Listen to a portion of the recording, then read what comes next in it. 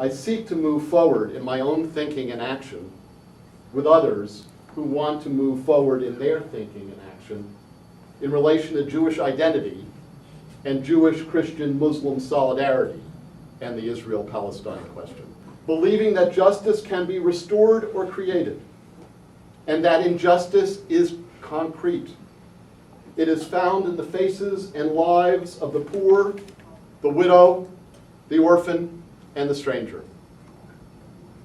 Especially after the sojourn in Europe, culminating in the Holocaust, it is a strange twist of fate that, for Jews today, the poor, the widow, the orphan, and the stranger are the Palestinian people. Palestinians are the great questioners of Jewish life and our newfound power. Since Jews were the great questioners of European life, many Jews find the fact that Palestinians are our interlocutors to be profoundly unsettling. Some Jews despise the Palestinians for being our interlocutors. They rail against them as if it is beneath their dignity to even say the word Palestinian.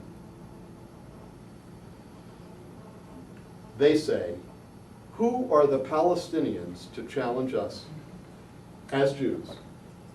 The contributor of so much, including the prophetic, and who have suffered so much.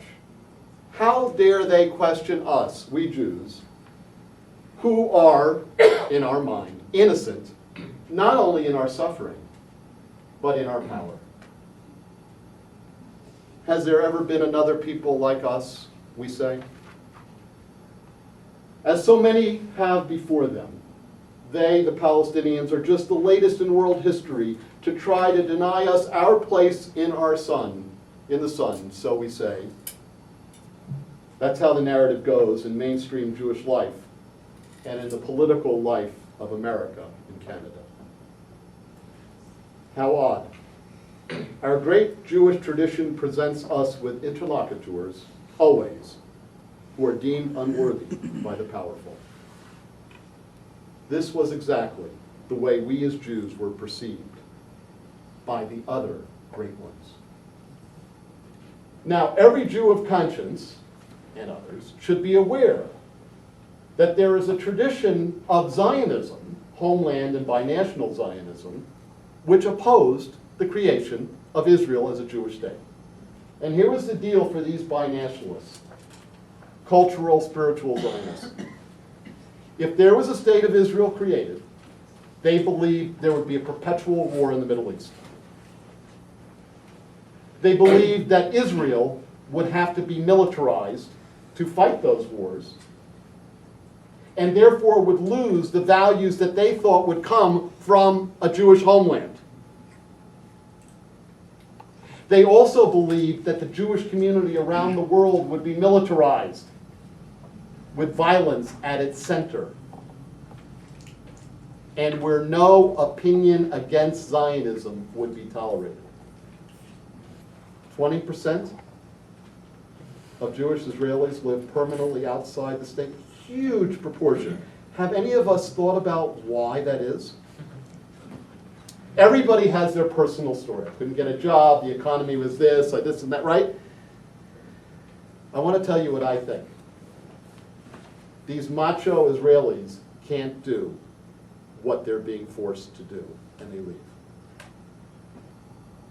These are images of Jewish life and Jewish identity now. You know, in Unholy Alliance, I wrote about the pollution of German because of the Nazis, how the language could never again be the same. But when Palestinians are tortured in Hebrew, can that language ever be the same?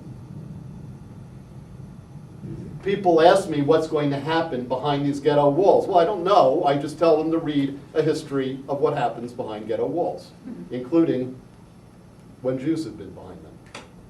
So Holocaust theology had two parts. Never again to Jews, yes. Never again to anyone. In the end, the never again to anyone is dropped out. So the question is not for me about remembering the Holocaust, But how does the remembrance of the Holocaust function? Does it function as a power over others, or as a bridge of solidarity to all those who are suffering, including and especially the Palestinian people?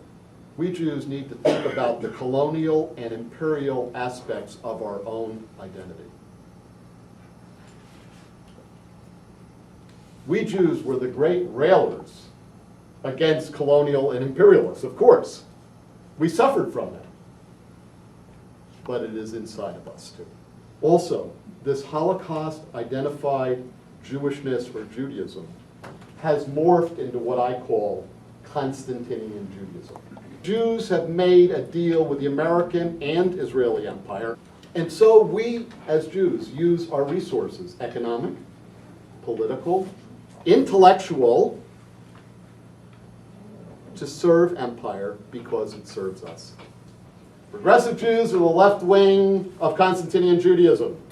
They say they are in a civil war with Constantinian Judaism over the use of the Holocaust and over the question of Israel. But if you look at their policies, what they want in Israel, and how they want to be the next Jewish establishment, and how they speak about Palestinians, you can see that the difference between Constantinian Jews and progressive Jews is minimal.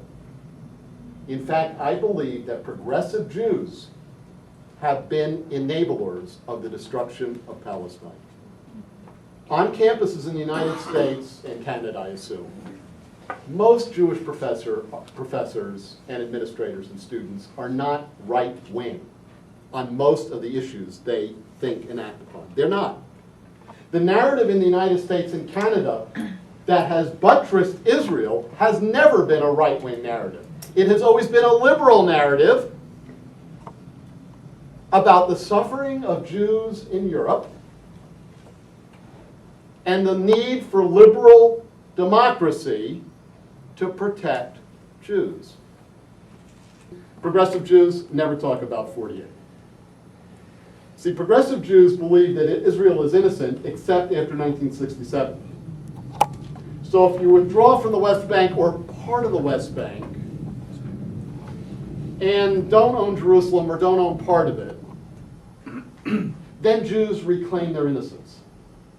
And Palestinians are set aside. Because after all, they don't deserve to live with us. Jews of conscience say something different. To recognize that Israel is one state now, controlling Tel Aviv to the Jordan River. There is one state.